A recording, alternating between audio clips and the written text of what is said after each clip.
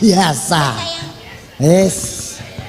Aku seneng acara campur sari iki ibarate wong adus dadine seger. Bener banget. Bener banget ki mergo le buka mau ki ratune campur sari rikala semono. Iya bener. Mbak Nurhana. Nah, wah langsung ya tombol kangen buat seluruh masyarakat Jawa Tengah. Iki mau lagune judule Taplak. Nih, sapu tangan. Sapu tangan ki en cilik, wong ki gedhi taplak. Ombo ya. Ya udah kita sapa dulu pemirsa yang dari rumah. Assalamualaikum warahmatullahi wabarakatuh. Waalaikumsalam warahmatullahi wabarakatuh. Iya, kembali lagi ya TVRI Jawa Tengah menghadirkan musik campur sari. Tadi sudah dibuka oleh Mbak Nurhana ya. Dan masih juga yang mengiringi ini adalah teman-teman yang ganteng-ganteng ini pakai beskap hitam. Putra-putra dari Kudus. Betul, yaitu Sanggar Laras PO Haryanto Kudus. Dan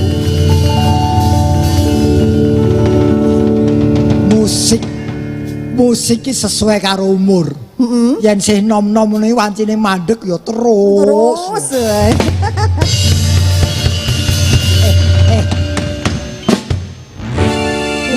Iki campur sari dudu lenong. Kok sithik-sithik kok ditabui. Ya iki coba tuwa sithik no. Jleng, wis mandek. Mandek ya. Ora diolor-olor. Semangat dari putra-putra asuhannya Bapak Haji Haryanto ya begini ini. Iya. Ya aku untuk mengibaratkan. Oh, boleh. Beliau Pak Haji Haryanto ki upama arep dahar mau makan, itu sebetulnya tinggal beri nasi sudah cukup.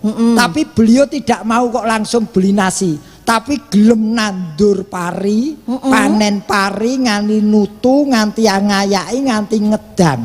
Tegese beliau itu tidak hanya nguri-uri tapi ngurip-urip seni dan senimannya. Wow, bener juga ya.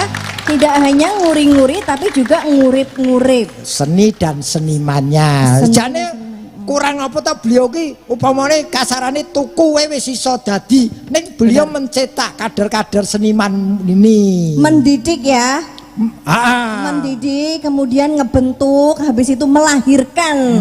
Seniman-seniman yang luar biasa. Sing nglahirkan dudu Pak Haji. Lah lemui berarti tak pikir nglahirke. Ya mendidik gitu aja. Mendidik ya luar biasa, ikut nyengkuyung. Apalagi ini disiarkan atau di apa yang TV ini disiarkan apa? Bener toh disiarkan TVRI Jawa Tengah. Bener. Biar semakin kuat pondasinya anak-anak muda ini. Bener. Terus latihan terus tanpa ono pentas jeli.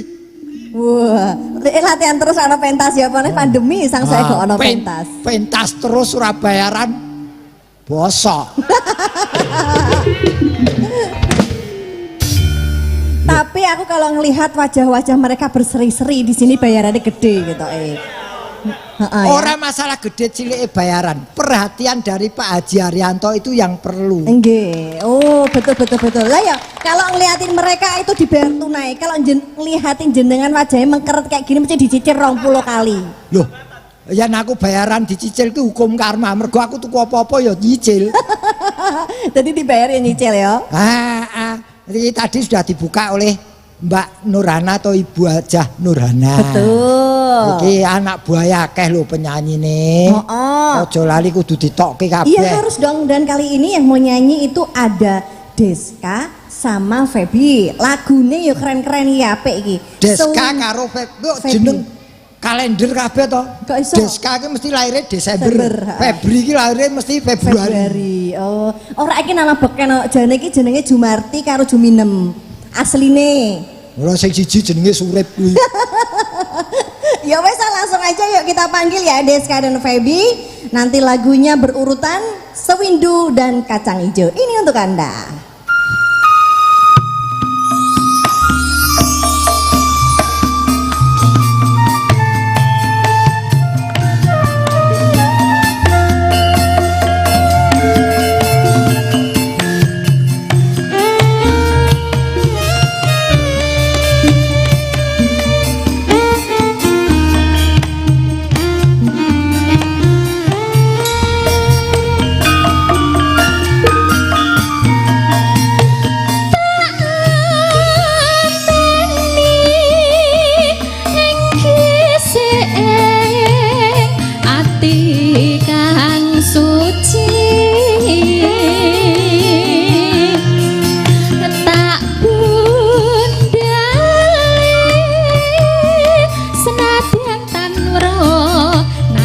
aku tansah ngranti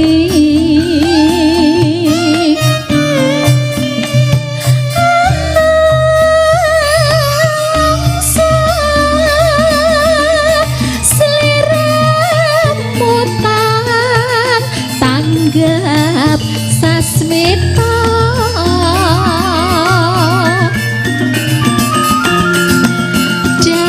jatan nyono kabeh mau kaperba engkang kawasa aku datang jemu gunung sawendo pendo mutiara tak simpen sajroning kalbu aku datang ke senadyan keh bebendo among sira kancu mondo aning jejak bongko